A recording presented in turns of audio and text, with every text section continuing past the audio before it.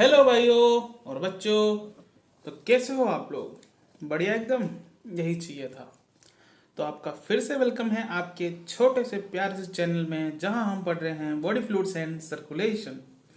हमने जाना था कि आरबीसीज क्या होते हैं, डब्ल्यूबीसीज क्या होते हैं, प्लेटलेट्स क्या होते हैं और ब्लड क्लॉटिंग कैसे होती है।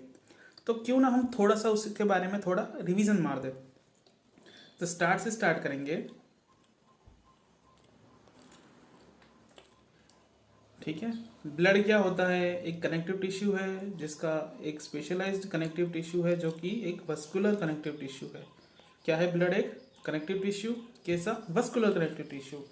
ब्लड के बारे में मैंने बताया था कि हिमेटोलॉजी को क्या कहते हैं? Study of blood. हीम यानी कि ब्लड के बारे में बता रहा है, और एटोलॉजी यानी कि उसके बारे में पढ़ाई। अगर बाद में पेलियंटोलॉजी, फॉसिल्स के बारे में पढ़ाई। ऐसे ऐसे आपको पता चलेगा। फिर आएगा हीमोपोइसिस। हीमोपोइसिस यानी कि फॉर्मेशन ऑफ ब्लड। ब्लड का पीएच 7.4, मेल में 5 to 6 लीटर ऑफ ब्लड होता है। ब्लड का कंस्टिट्यूट है प्लाज्मा और फॉर्म्ड एलिमेंट्स। प्लाज्मा जो है वो लिक्विड पार्ट होता है, वो ब्लड का वो प्लाज्मा है। कंस्टिट्यूट करता है 55%, 90 to 92% उसमें वाटर होता है, बाकी 8 to 10% में क्या है?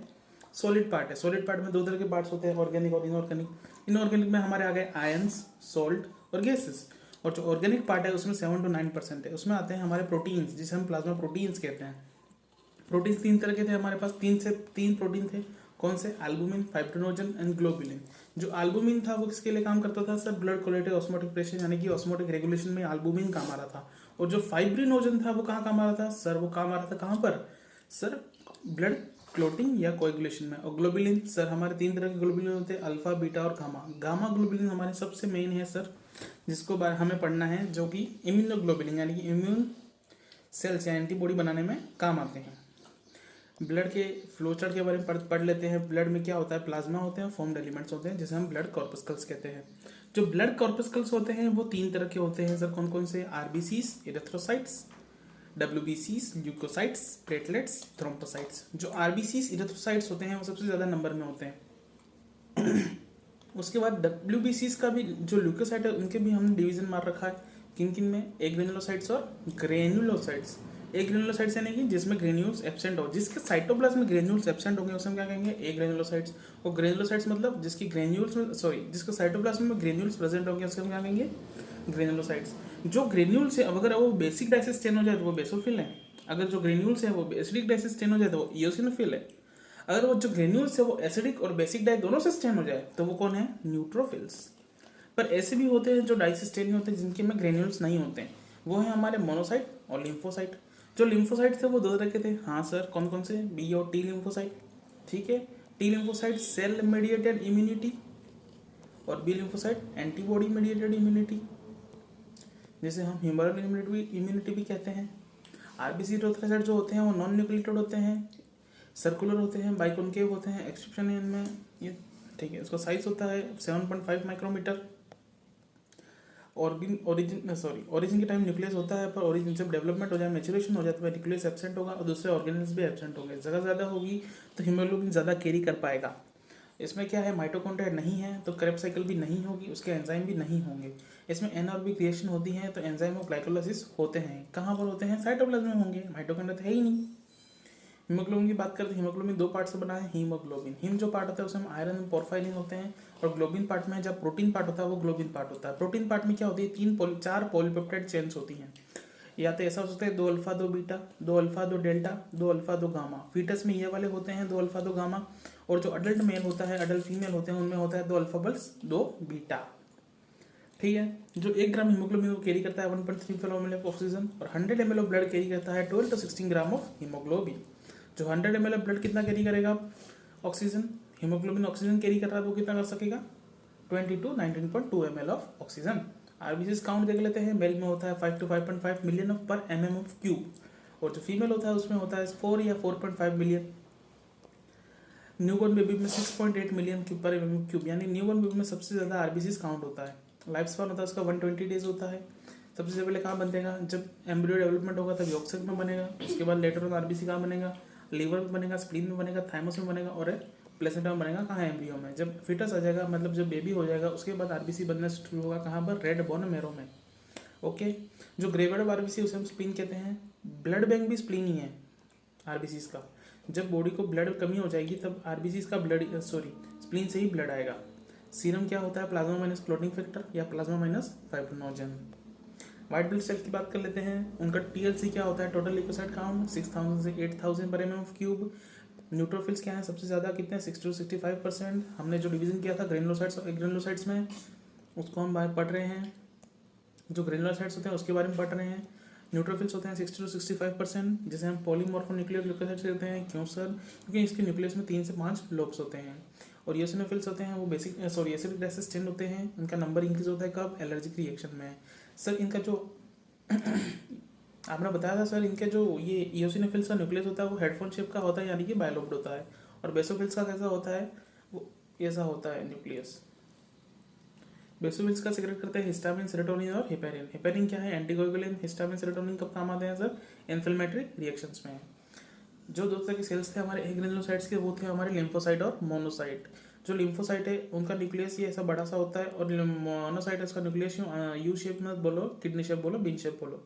जो लिम्फोसाइट होता है उनका परसेंटेज कितना होता है? 20 to 25%। और जो मोनोसाइट होता है उनका परसेंट होता है 6 to 8%। तो जो लिम्फोसाइट है वो किस में काम करते हैं? इम्यून रिस्पॉन्स में। कौन कौन से? बी लिम्फोसाइट और टी लिम्फोसाइट। जो मोनोसाइट है वो कैसी प्रॉपर्टी शो करते हैं सर? फेगोसाइटोसिस। फेगोसाइटोसिस मतलब सर टू इंगल्फ और digest cellular debris, foreign substance, microbes etcetera. मतलब जो भी dead part organic dead part होगा सेल्स में, डेड पार्ट होगा, उसे क्या कहेंगे? उसे क्या क्या करते हैं? वो फेगोसाइटिस करते हैं, यानी कि उसका खाना बना के खा लेते हैं। भक्षण सेल होते हैं ये, भक्षण वाले। और मैक्रोफेजेस इन सेल्स का नाम होता है जो फेगोसाइटोसिस प्रॉपर्टी शो करते हैं। जो प्लेटलेट्स, थ्रोम्बोसाइट्स होते हैं वो कैसे होते हैं सर? वो फ्रेगमेंट्स है किसके? सर मेगाकेरोसाइट्स के। कहाँ से सेल से का ये सेल कहाँ का है? बोन मेरो का।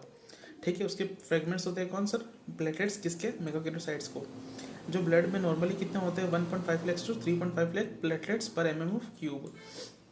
Platelets are like disc shape, non nucleated. ये फ्रेगमेंट्स है इसलिए इनको सेल्स भी नहीं कहते हैं, पूरे ट्रू सेल्स नहीं होते हैं। डिक्रीज कब होता है नंबर प्लेटलेट्स का? उसे हम क्या कहते हैं? थ्रोम्बोसाइटोपिनिया। जब क्रिटिकल काउंट 40,000 पर एमएम क्यूब से कम हो जाए तो वो कैसी कंडीशन है? Serious condition. भाई इसको एडमिट करो, चलो हॉस्पिटल भेजो, भागो। अब प्लेटलेट्स रिलीज करते हैं वेराइटी ऑफ एलिमेंट्स, यानी कि बहुत सारे एलिमेंट्स प्लेटलेट रिलीज करते हैं। उनमें से जो मोस्ट ऑफ द एलिमेंट्स होते हैं वो ब्लड क्लोटिंग में हेल्प करते हैं। ठीक है, इसलिए प्लेटलेट जरूरी है किसमें? ब्लड क्लोटिंग में। ब्लड क्लोटिंग में समझ में पड़ा था कि जब भी हम किसी कोई इंजरी हो जाए, जब कहीं गिर जाए तो हमारे के खून बहता है। खून क्या होता है सर? 3 से 8 मिनट के बाद वापिस रुक जाता है। सर डाटा जरूरी है क्या? नहीं बेटा, पर जनरली यही होता है। छोटा मोटा घाव होता है, अगर बड़ा घाव हो तो ज़्यादा टाइम लग सकता है, पर 3 से 8 मिनट लगते हैं किसी भी ब्लड को क्लोट होने में। हाँ, तो ये 3 से 8 मिनट में क्या हो जाता है? क्लोट हो जाता है। सर कैसे होता है? जब टिश्यू पे घाव लगेगा तो वहाँ क्या होगी? इन्फ्लेमेटरी रिएक्शंस होगी, वगैरह वगैरह होगी, वो जो बेसोफिल्स से अपने काम करेंगे। पर जब इंजरी होती है तब एक टिश्यू जो रप्चर है, जब जिसको लगी है, जिस टिश्यू को इंजर हुआ है, वो रिलीज करेगा एक्सोथ्रोम्बोप्लास्टिन। और जो ब्लड प्लेटलेट्स है वहाँ पे आ जाएंगे, जमा हो जाएंगे, और वहाँ से ये रिलीज करेंगे एंडोथ्रोम्बोप्लास्टिन। कैसे रिलीज करेंगे? रप्चर्स होंगे फिर रिलीज करेंगे। एंडोथ्रोम्बोप्लास्टिन, एक्सोथ्रोम्बोप्लास्टिन कैल्शियम के साथ मिलकर क्या करेंगे? प्रोथ्रोम्बिनेज बनाएंगे, जिसे हम कहते हैं थ्रोम्बोकाइनेज। ठीक है, थ्रोम्बोकाइनेज क्या करेगा? इनएक्टिवेट करेगा हिपेरिन को और कैटालाइज करेगा प्रोथ्रोम्बिन की रिएक्शन थ्रोम्बिन में। तो थ्रोम्बिन आगे जाके बताएगा सर कैटालाइज करेगा रिएक्शन फाइब्रिनोजन की फाइब्रिन में। फाइब्रिन ब्लड सेल्स के साथ मिलकर क्या बनेगा? क्लोट बनाएगा। जो क्लोट होता है वो क्या होता है? स्कार ही होता है, वो क्लोट ही स्कार कहते हैं। जब थोड़ी देर बाद जब ये क्लोट बन जाए, उसमें से कुछ पेल येलो वाटरी फ्लूइड बाहर निकलता है।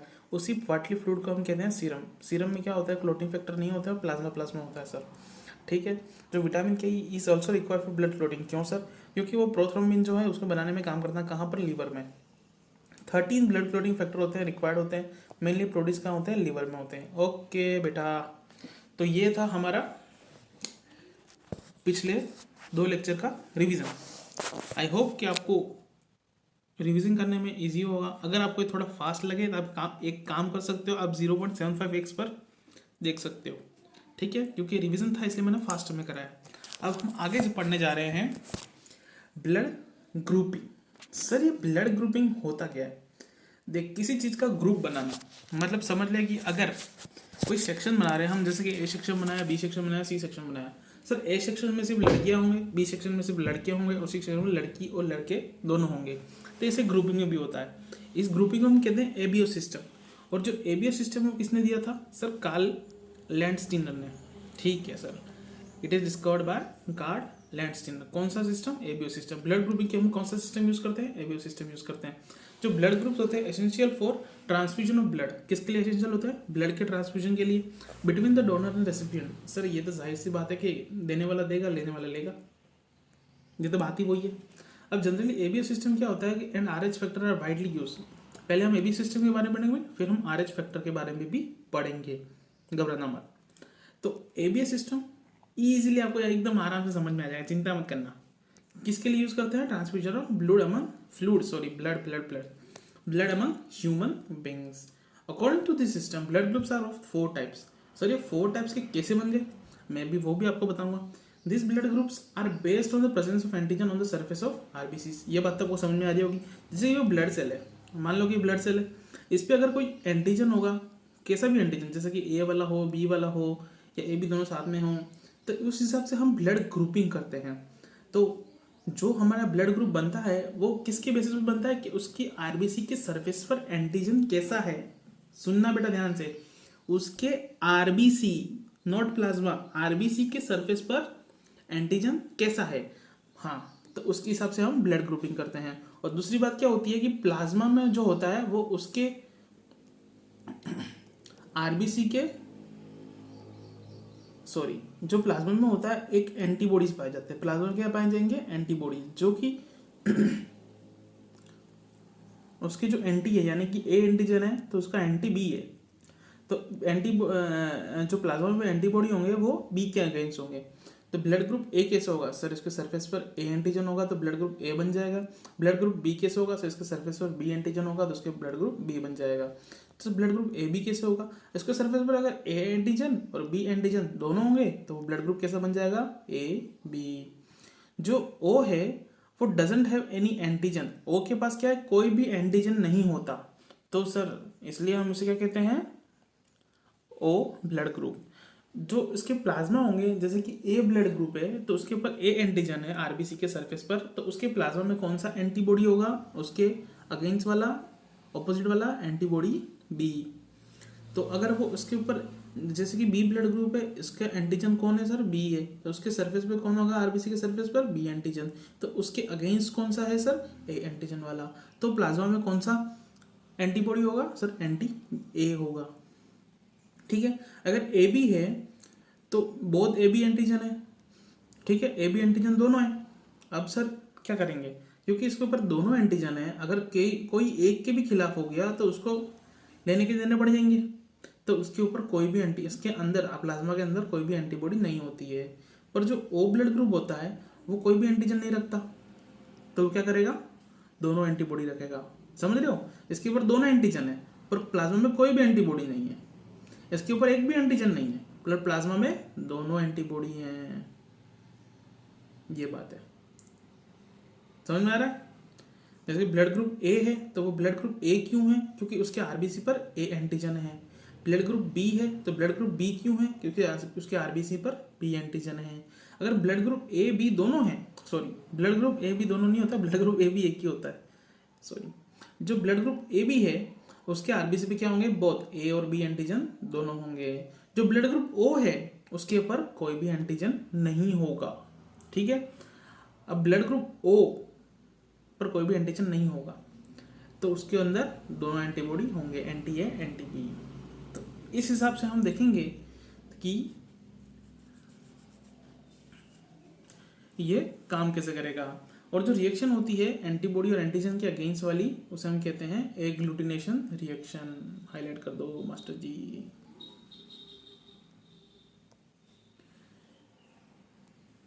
उसे क्या कहते हैं? Agglutination reaction.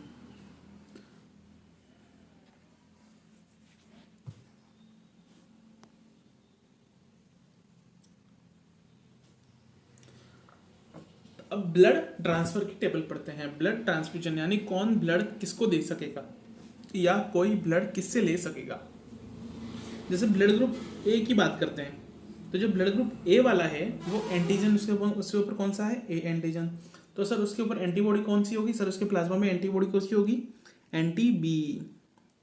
अगर किसी के पास एंटीबॉडी बी है तो वो बी से ब्लड ग्रुप ले सकेगा क्या? बी से ब्लड ले सकेगा क्या? सर बी एंटीजन वाला सा ब्लड तो नहीं ले सकेगा, अगर रिएक्शन होगी तो ब्लड का क्या हो जाएगा, क्लोटिंग हो जाएगी, एग्लूटिनेशन रिएक्शन हो जाएगी, सर ये काम नहीं करेगा, तो वो बी से तो नहीं ले पाएगा। बचा कौन सर, बचा ए बी और ओ। ए से तो ले पाएगा वो, खुद वाला खुद से ले पाएगा, ये बात याद रखना, ए से तो ले पाएगा। बचा कौन, ओ और ए बी। ए बी से ले पाएगा क्या, नहीं सर, क्योंकि उस पर बी एंटीजन है, बी एंटीबॉडी के सॉरी बी एंटीजन के अगेंस्ट एंटीबॉडी है, तो यहाँ पर बी एंटीजन है, तो ये काम नहीं करेगा। सर इसके पास कोई भी एंटीजन नहीं है, उसके पास एंटी बी है, तो कोई भी एंटीजन नहीं, मुझे क्या फर्क पड़ रहा है इससे, कोई नहीं, तो ये इसे ब्लड देगा। तो जो ए ब्लड ग्रुप होता है जिसके ऊपर एंटीजन ए होता है, जिसके अंदर एंटीबॉडी बी होती है प्लाज्मा में, वो किससे ब्लड ले पाएगा सर, दो जना से। कौन कौन, ए और ओ से। और अब दे किसके पाएगा, देखना, देखने वाला देखो, जो लेने वाला होता है जिसको देना है उसकी एंटीबॉडी चेक करेंगे, ठीक है, एंटीबॉडी देखेंगे उसके अंदर एंटीबॉडी कौन सी है, और जो दे रहा है उसकी एंटीजन चेक करेंगे, ठीक है। अगर मैं डोनेट कर रहा हूँ तो मेरे अंदर, मैं डोनेट कर रहा हूँ, मेरे अंदर एंटीजन कौन सा वो चेक करेंगे। अगर वो ले रहा है सामने वाला, उसके अंदर एंटीबॉडी कौन सी वो चेक करेंगे। जैसे कि यहाँ देखो, मैंने यहाँ चेक किया कि लेने वाला जो है इसके अंदर एंटी बी है, यानी कि जिसमें बी एंटीजन होगा उसको मैं दूंगा नहीं। अब जो देने वाला उसका मैं एंटीजन चेक कर रहा हूँ, जो लेने वाला उसका मैं एंटीबॉडी चेक कर रहा हूँ। समझ में आ रहा है, एंटीबॉडी मैंने चेक करी कि इसके अंदर एंटी बी है, तो जिसके ऊपर बी एंटीजन होगा वो काम नहीं करेगा, ये काम नहीं करेगा, ये काम नहीं करेगा। बचा कौन सर, ए और ओ। आया समझ में, ठीक है, बढ़िया। अब यहाँ सेम देखो, बी एंटीजन है, सॉरी एंटी बी है, एंटीजन बी है, ब्लड ग्रुप बी है, एंटी क्या है, ए है। अब जिसके अंदर ए एंटीजन होगा वह मैं नहीं लूंगा, ये नहीं लूंगा, ए है इनके अंदर, इसके अंदर बी है, तो ये किससे ले पाएगा, बी और ओ से, तो ये बी और ओ से ले पाएगा। समझ में आ रहा है, ठीक है।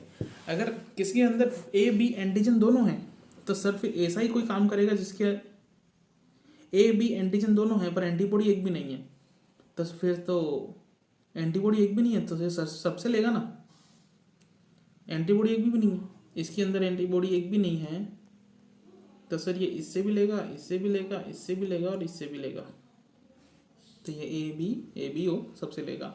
अब देखते हैं यहाँ पर ओ है, तो ओ के अंदर एंटीजन क्या है, कोई नहीं, पर एंटीबॉडी क्या है, ए बी एंटीबॉडी है, पर जिसमें ए और बी एंटीजन आ रहे हैं वो ये काम नहीं लेगा, वो ब्लड ये नहीं लेगा, तो ये भी नहीं लेगा, ये भी नहीं लेगा, ये भी नहीं लेगा, ये लेगा, तो उसका जो ओ है वो सिर्फ किससे ले रहा है, ओ ब्लड ग्रुप से। समझ में आ रहा है। अब देखो, अब डोनर का हम क्या चेक करते हैं, एंटीजन चेक करते हैं। सर मेरे पास क्या है, देखो डोनर का एंटीजन चेक करेंगे। सर मेरे पास क्या है, ए एंटीजन, ठीक है, तो मैं ए वाले को दूंगा, ए एंटीजन है, डोनर चेक करें, ठीक है, हमारा रेसिपिएंट हो गया। अब डोनर चेक करें, सर ए एंटीजन है तो मैं ए वाले को दूंगा, जिसके अंदर ए है उसको ये देगा, ठीक है, इसको भी देगा, इसको भी देगा, ठीक है सर। अब बी ब्लड ग्रुप की बात कर रहे हैं, वो किसको दे सकेगा, सर इसके अंदर बी एंटीजन है, तो जिसके अंदर बी एंटीजन होगा वो उसको देगा, सर ये इसको भी देगा, उसको भी देगा। सर ए बी की बात करते हैं, ए बी की बात करते हैं, सर ए बी में क्या दे पाएगा, इसके ऊपर ए बी दोनों एंटीजन है, पर सर ये तो ए को भी देता, बी को भी देता, ए बी को भी देता। जी बेटा दे सकता था, पर ये हुआ क्या, वो देखो तुम एक बार, यहाँ पर हमें एक बार फिर से एंटीबॉडी भी चेक करने पड़ेंगे। अगर वो ए को देगा तो उसके अंदर एंटी बी है, तो ये नहीं देगा। अगर ये बी को देगा तो उसके अंदर एंटी ए है, तो इसको भी नहीं देगा। ये सिर्फ अपने आप को दे सकता है, ये सिर्फ ए बी को दे सकता है। समझ में आ रहा है। अगर ओ वाला है वो किसको दे सकता है, ओ वाले के ऊपर एंटीजन है कोई नहीं, तो फिर कोई सी भी एंटीबॉडी रख दो, एंटी ए रखो, एंटी बी रखो, मुझे क्या फर्क पड़ रहा है, तो मैं तो सबको दूंगा। ओ वाला किसको देगा, सबको। इसलिए ए बी क्या होगा, यूनिवर्सल रेसिपिएंट, और ओ क्या होगा, यूनिवर्सल डोनर।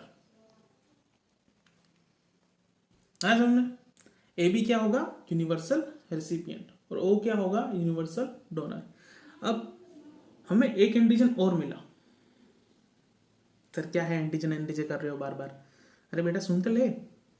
अब तूने कभी ये सुना होगा सर बी पॉजिटिव, हाँ सर बी पॉजिटिव, तो बी पॉजिटिव वो क्या सर, वो फिर एक जना डायलॉग मारता है, अरे यार मैं तो हूँ भी बी पॉजिटिव, मेरा ब्लड ग्रुप भी बी पॉजिटिव। हाँ सर ये बी पॉजिटिव क्या होता है, तो तुमने सुना होगा किसी का A B negative, O negative, rarest blood group है सर किसी का ओ नेगेटिव, वो किसी के ले नहीं पाएगा, ओ नेगेटिव वाला ओ नेगेटिव से लेगा, ऐसा सुना होगा। सुल्तान मूवी में तुम्हें याद होगा, सुल्तान मूवी में उसका बेटा जब उसको बेटे को जो ब्लड चाहिए था उसका ओ नेगेटिव ब्लड था, है ना। तो सिर्फ ओ नेगेटिव वाला ओ नेगेटिव से लेगा। तो सिर्फ नेगेटिव पॉजिटिव का फंडा क्या है, ये तो आप बता ही नहीं रहे हो। आपने तो ए बी को यूनिवर्सल रेसिपिएंट बता दिया और ओ को यूनिवर्सल डोनर बता दिया। ये थोड़ी आधी बात है। अब मैं तुम्हें पूरी बात बताऊंगा। तो एक आर एच फैक्टर नाम की कोई चीज होती है। R H factor, R H factor, factor यानी कि कोई चीज ट्रांसफर करना। जैसे कि अब मेंडल था, उसने अपने जो जीन्स थे तब उसे फैक्टर माना था, तो उसकी वजह से कोई चीज हो रही है तो उसे हम फैक्टर कहते हैं। तो आर एच फैक्टर जो होता है वो आल्सो प्रेजेंट कहाँ पाया गया था, रिसस मंकी में। इसे ही क्या, इसलिए इसे क्या बोला, आर एच फैक्टर। ये क्या है, ऐसे एक टाइप का एंटीजन है कि जो से हम कहते हैं आर एच एंटीजन। कहाँ प्रेजेंट होता है सर, एंटीजन होता है सरफेस ऑफ आरबीसी पे प्रेजेंट होगा, ठीक है, सही बात है। ये जो एंटीजन होता है आर एच एंटीजन, ये मेनली 80% ऑफ पॉपुलेशन में होता है और 20% ऑफ पॉपुलेशन में नहीं होता, ठीक है। तो present on nearly 80% of the population, absent in nearly 20% of the population, on RBCs of 20% of the population। अगर जिसमें होता है R H antigen 80% of the population में है तो 80% ऑफ पॉपुलेशन कैसी है, आर एच पॉजिटिव। और 20% ऑफ द पॉपुलेशन में नहीं है तो 20% ऑफ पॉपुलेशन कैसी है, आर एच नेगेटिव। जैसे कि ओ नेगेटिव ब्लड ग्रुप है। ओ नेगेटिव ब्लड ग्रुप में क्या होगा सर, ए बी एंटीजन तो दोनों ही नहीं होंगे, सही बात है, ओ ब्लड ग्रुप है। अगर नेगेटिव है तो आर एच एंटीजन भी नहीं होगा। अब बात करता हूँ ए पॉजिटिव की। Sir A positive, A blood group है तो ए एंटीजन तो होगा, और पॉजिटिव है तो आर एच एंटीजन भी होगा, तब ये क्या बनेगा, ए पॉजिटिव। सर बी पॉजिटिव की बात करते हैं तो बी ब्लड ग्रुप है तो बी एंटीजन तो होगा, बी पॉजिटिव है तो, और पॉजिटिव है तो आर एच एंटीजन भी होगा। यानी कि जो पॉजिटिव है उसके ऊपर आर एच एंटीजन है, जो पॉजिटिव है उसके ऊपर आर एच एंटीजन है, और जो नेगेटिव है उसके ऊपर आर एच एंटीजन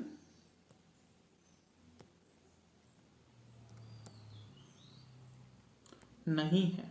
समझ में आ रहा है, जो पॉजिटिव है उसके ऊपर आर एच एंटीजन है और जो नेगेटिव है उसके ऊपर आर एच एंटीजन नहीं है। So for R H negative पर blood person, R H positive antigen act as foreign substance. समझ में आ रही है बात। तो आर एच नेगेटिव अगर ब्लड ग्रुप है तो उसके लिए अगर कोई आर एच पॉजिटिव इंसान का तुमने ब्लड दे दिया तो वो जो आर एच पॉजिटिव के हिसाब से जो ब्लड सेल्स हैं उसके लिए फॉरेन सब्सटेंस के लिए एक्ट करेंगे, R H antigen foreign substance के लिए एक्ट करेगा।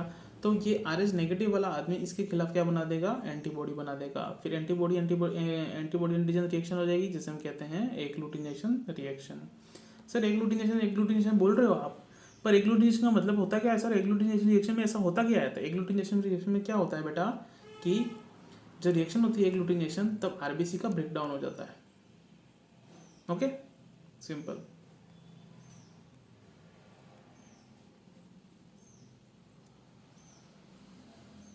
ठीक है, अगर ए नेगेटिव ब्लड ग्रुप है तो ए एंटीजन तो होगा और आर एच क्या होगा, एब्सेंट होगा, उसके अंदर एंटी बी होगी, ठीक है। ओ नेगेटिव और ए नेगेटिव उसको ब्लड ग्रुप दे पाएंगे। ए पॉजिटिव ब्लड ग्रुप है तो वो ए पॉजिटिव होगा सर, ए पॉजिटिव कौन दे पाएगा, A negative, O positive, O negative. Sir ये नेगेटिव वाला दे ही सकेंगे, पर ये पॉजिटिव वाला क्यों दे रहा है, तो पॉजिटिव पॉजिटिव हो गया ना, पॉजिटिव यहाँ पर भी आर एच एंटीजन है, यहाँ पर भी आर एच एंटीजन है, तो ये दोनों के हैं एक same cells, same blood cells है, इनके लिए ये फॉरेन सब्सटेंस के लिए एक्ट नहीं करेगा। पर यहाँ देख बेटा ये आर एच नेगेटिव है, नेगेटिव यानी कि आर एच एब्सेंट है। अब जब आर एच दूसरे किसी सेल्स में प्रेजेंट होगा, जैसे कि मैंने दे दिया ये पॉजिटिव वाला ब्लड ग्रुप से चढ़ा दिया, अब ये पॉजिटिव है, इसको नहीं, इस ऊपर वाले को, ये पॉजिटिव वाला ब्लड ग्रुप मैंने इसको दे दिया, तो होगा क्या बेटा कि पॉजिटिव वाला ब्लड ग्रुप तुमने इसे दिया है तो ये पॉजिटिव यानी कि आर एच प्रेजेंट है, तो आर एच इसके लिए एक फॉरेन सब्सटेंस के लिए एक्ट करेगा। तो जो इसकी एंटीबॉडीज हैं, एंटी जो प्लाज्मा सेल्स हैं वो ए पॉजिटिव वाली सेल्स के अगेंस्ट क्या बना देंगे, एंटीबॉडी। तो यहाँ क्या हो जाएगी, एग्लूटिनेशन रिएक्शन। अब जब ब्लड चढ़ाना है, ब्लड इन्फ्यूज करना है तो A positive then R H positive होगा अगर acts as foreign substance and antibody are formed against it, ठीक है। जब ये ब्लड चढ़ाती है, अगर ब्लड ग्रुप मैंने ए पॉजिटिव दे दिया तो आर एच पॉजिटिव प्रेजेंट होगा, अगर वो फॉरेन सब्सटेंस के लिए एक्ट करेगा तो एंटीबॉडी बनने लग जाएंगी इसके अगेंस्ट। तो इस बात से हमें क्या ध्यान रखना है कि जब ब्लड ग्रुप मैचिंग या ब्लड ग्रुप ट्रांसफ्यूजन के लिए जब भी हम ब्लड ग्रुप मैचिंग कराते हैं तब सबसे मेन चीज हमें ब्लड ग्रुप तो देखना ही है, पर उसके साथ हमें क्या देखना है, आर एच ग्रुप भी देखना है।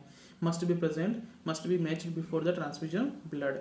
अब यहाँ से तुम्हें पता पड़ गया कि तुम किसी बंदे को अगर ब्लड चढ़ाना चाहते हो तो तुम्हें सबसे पहले क्या मैच करना है, सब ब्लड ग्रुप मैच किया सर, उसका ब्लड ग्रुप निकाल लो सबसे पहले। रिसीवर का तुमने ब्लड ग्रुप निकाला, जिससे मान लो उसका ब्लड ग्रुप था बी पॉजिटिव, अच्छी बात है, B positive B blood group था। सब उसके देखो आर एच एंटीजन है कि नहीं है सर, उसके आरबीसी पर आर एच एंटीजन है, तो ये ब्लड ग्रुप कैसा हो गया, बी पॉजिटिव। सर अब इसे लगी है जोरदार, उसका ब्लड लॉस हो गया काफ़ी। अब मुझे उसे क्या करना है सर, ब्लड देना है। द बी पॉजिटिव वाला इंसान किससे से ब्लड ले सकता था सर, ले सकता था बी से और ओ से।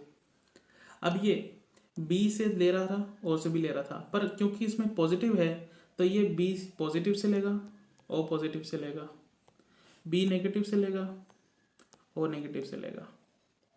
समझ रहे हो, पॉजिटिव वाला नेगेटिव से ले सकता है पर नेगेटिव वाला पॉजिटिव से नहीं ले सकता, क्योंकि नेगेटिव वाला में क्या है, नेगेटिव वाला एक रिसीवर है और रिसीवर की हम एंटीबॉडीज चेक करते हैं, उसके अंदर एंटीबॉडीज है कि नहीं उसके अगेंस्ट, या कोई जो हम दे रहे हैं ब्लड वो उसके लिए फॉरेन सब्सटेंस का एक्ट तो नहीं करेगा, ठीक है ना, ऐसे चेक करते हैं। अब एक स्पेशल केस होता है, तो मैं आपको बता दूं कि जो करेक्ट होगा इसके लिए कि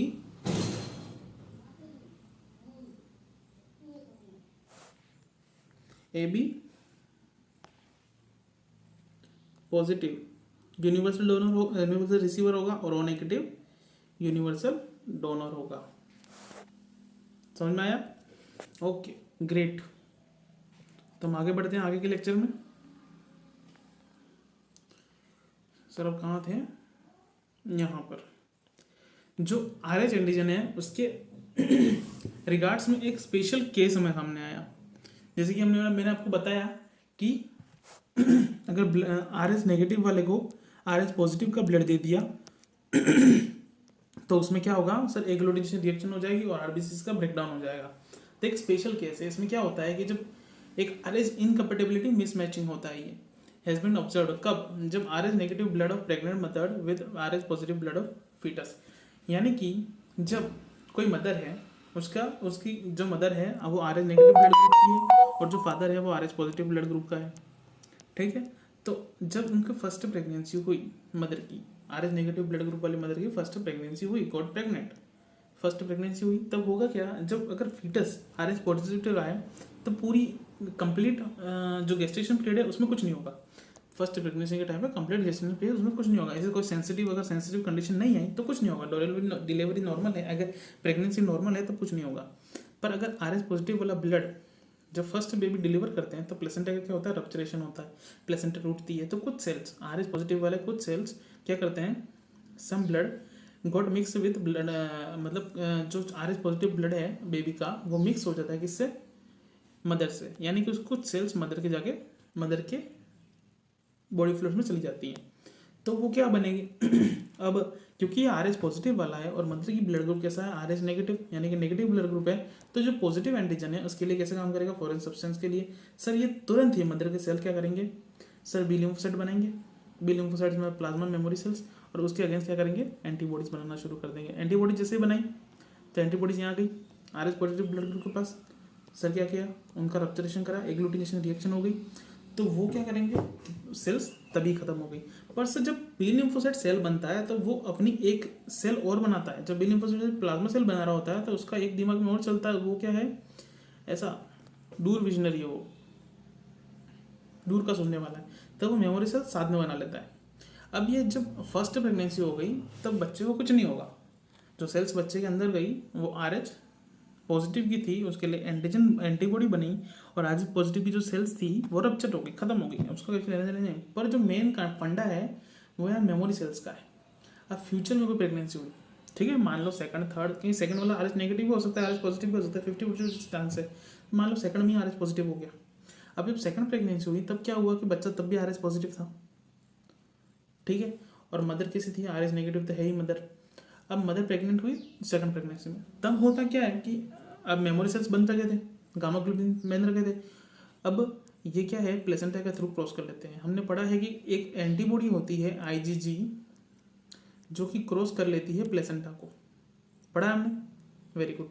अब जब प्लेसेंटा को क्रॉस कर देगी तो इसके आर एच पॉजिटिव प्लेसेंटा को क्रॉस कर देगी, तो एंटीबॉडी क्या होंगे, स्मॉल प्रोटीन्स होते हैं, वो प्रेजेंट होकर करते हैं, क्रॉस कर लेते हैं, क्रॉस करके इसकी आरबीसी को क्या करेंगे, रप्चरेशन यानी एग्लूटिनेशन रिएक्शन कर देंगे। अब जब एग्लूटिनेशन रिएक्शन हो जाएगी तो एंटीबॉडीज के अगेंस्ट आरबीसी एग्लूटिनेशन रिएक्शन होगी। जो आरबीसी का ब्रेकडाउन हो जाएगा तो एक सब्सटेंस निकलता है जिसे हम बिलिरुबिन बिलिवर्डिन कहते हैं, तो उसे क्या करेगा, जॉन्डिस और एनीमिया हो सकता है। जब ये बिलिरुबिन बिलिवर्डिन निकलेगा तब तुम्हें पता है बिलिरुबिन बिलिवर्डिन जो होता है वो येलो पिगमेंट होता है, तो बॉडी येलो येलो हो जाएगी और जॉन्डिस हो जाएगा। जॉन्डिस होगा तो मेंटल क्या होगा, रिटार्डेशन हो जाएगा, क्योंकि आरबीसी का रप्चरेशन हो रहा है, ब्लड कम हो रहा है, तो एनीमिया भी होगा। ठीक है, अब इसी कंडीशन को हम कहते हैं erythroblastosis fetalis. Erythroblastosis fetalis, foetus का आरबीसी को ब्रेक डाउन करना। ठीक है, तो ये कंडीशन थे। एक बार वापस रिवाइज कर देते हैं, हो सकता है मैं कुछ पॉइंट मिस कर गया हूँ या तो मैं समझने में मेरी तरफ से कोई दिक्कत हुई हो, तो एक बार फिर से पूरा वापस क्या करते हैं, रिवीजन मान लेते हैं। मान लो कि एक मदर है, उन्होंने अभी एक बेबी कंसीव किया। अब बेबी का ब्लड ग्रुप निकला RH पॉजिटिव और मदर का ब्लड ग्रुप निकला RH नेगेटिव। तो जो RH नेगेटिव वाली ब्लड ग्रुप मदर है उसके लिए RH एंटीजन क्या काम करेगा sir, as a foreign substance. ठीक है, अब पूरी ड्यूरिंग द गेस्टेशन पीरियड ऐसा कुछ सेंसिटिव कंडीशन आई नहीं कि सर बेबी का खून इधर से इधर हुआ, ऐसा कुछ कंडीशन नहीं आई। पर जब ड्यूरिंग पार्चुरेशन तब ऐसा हुआ कि जब प्लासेंटा को हम निकालते हैं, रप्चर करते हैं, तब कुछ सेल्स ऑफ आरबीसीस यानी कि RBCs of foetus got mix into किसमें, आरबीसीस ऑफ माने के ब्लड ऑफ मदर। अब जो RH पॉजिटिव एंटीजन था वो मदर के लिए कैसे काम करेगा सर, एंटीजन के लिए यानी कि एज ए फॉरेन सब्सटेंस। तब क्या करेंगे, मदर के बी लिम्फोसाइट सेल्स हैं वो क्या करेंगे सर, एंटीबॉडी बना देंगे किसके अगेंस्ट, जो आरबीसी जिस पे पॉजिटिव है वो। तो वो क्या करेंगे, प्लाज्मा सेल्स बनाएंगे, प्लाज्मा सेल्स एंटीबॉडीज बनाएंगे, एंटीबॉडीज क्या करेंगे, उस आरबीसी को खत्म कर देंगे। पर जो बी लिम्फोसाइट होता है जब उसकी रिएक्शन होती है यानी कि फर्स्ट जो इम्यून रिस्पॉन्स करता है, तब वो अकेले प्लाज्मा सेल्स नहीं बनाता, वो मेमोरी सेल्स भी बनाता है। तो वो मेमोरी सेल्स क्या होते हैं, वो बुद्धि रखते हैं, यानी कि तू था आ तो दूसरी बार, इतना सूतेंगे दूसरी बार तो आने लायक नहीं बचेगा। तो ऐसा सीन होता है मेमोरी सेल्स का। तो फ्यूचर में कहीं प्रेगनेंसी होगी, मान लेते हैं सेकंड प्रेगनेंसी होगी, तो वो अगर RH पॉजिटिव ब्लड ग्रुप वाले फीटस की हुई है, मतलब अगर जो कंसीव चाइल्ड है वो RH पॉजिटिव है और जो मदर है वो तो RH नेगेटिव है ही, तो जो एंटीबॉडीज हमारे बने थे या एंटीबॉडीज बने थे या मेमोरी सेल्स बने थे, तब क्या करेंगे, एमनेस्टिक इफेक्ट दिखाएंगे, यानी कि बहुत तेज भयंकर इफेक्ट दिखाएंगे। तब क्या करेंगे, मदर सेल्स के मेमोरी सेल्स एंटीबॉडीज बना देंगे। पर सर आपने बताया था ब्लड ट्रांसपोर्ट नहीं होता, ब्लड मिक्स नहीं होता, पर बेटा देख प्लेसेंटा के थ्रू एंटीबॉडीज तो ट्रांसपोर्ट करती है ना, तो एंटीबॉडीज कहाँ चली जाएगी, फीटस के सर्कुलेशन में, सर्कुलेटरी सिस्टम में, वहाँ जाकर RH पॉजिटिव वाले आरबीसीज को खत्म कर देगी। तो वो एंटीबॉडीज जो बनी उसके अगेंस्ट वो क्या करेंगे, रप्चरेशन ऑफ आरबीसीज करेंगे। तो सर जो आरबीसी होंगे रप्चर हो जाएंगे, उनमें से एक पिगमेंट निकलेगा बिलिरुबिन। वो क्या होते हैं सर, वो जॉन्डिस कोज करेंगे। अब वो जॉन्डिस कोज करते हैं, पीलियाजिज्म कहते हैं, जॉन्डिस कोज करेंगे, जिससे क्या होगी, मेंटल रिटार्डेशन होगी, बच्चे की डेथ भी हो सकती है और ये एनीमिया हो जाएगा उसे, एनीमिया यानी कि ब्लड लॉस बहुत ज़्यादा। इसी कंडीशन को हम कहते हैं एरिथ्रोब्लास्टोसिस फीटलिस। सर फिर ये है तो उसका कोई प्रिवेंशन नहीं है बेटा, साइंस है ही इसलिए, अगर कोई चीज़ गलत बन गई है तो उसका प्रिवेंशन चाहिए हमको। अब क्या करेंगे कि this can be prevented by administrating, यानी कि इंजेक्शन होता है रोगम जो मदर को लगाया जाता है after the first pregnancy, after the first parturition. तो RH एंटीबॉडीज यानी कि एंटीबॉडीज अगर RH एंटीजन के अगेंस्ट है तो उसके अगेंस्ट एंटीबॉडीज के अगेंस्ट एंटीबॉडीज जो हम बनाते हैं, जैसे हम रोगम कहते हैं, वो मदर को इमिडिएटली एडमिनिस्ट्रेट कर देते हैं after delivery of first child. ठीक है, वेरी गुड, ओके। तो फिर यह बड़ा लेक्चर बड़ा हो गया है, जो हमारा लिम्फ है हम कल चालू करेंगे। तब तक के लिए ओके बाय। आई होप कि आज का लेक्चर आपको इजीली समझ में आया होगा। मैं जानता हूँ ये टॉपिक आपके लिए बड़ा है, क्योंकि इसमें थोड़ी बहुत लॉजिकनेस, थोड़ा बहुत याद रखने का ज़्यादा है, तो टेंशन ना करो, मैं कल फिर से इसका रिवीजन मारूंगा, फिर से रिवीजन करूँगा, तो आपको टॉपिक थोड़ा ईजी हो जाएगा। तो घर जाके एक बार फिर से रिवीजन मार देना, अगली बार तो हम कल मारने वाले ही हैं रिवीजन। तो तब तक के लिए thank you so much for watching till the last, for being a good student. Okay bye.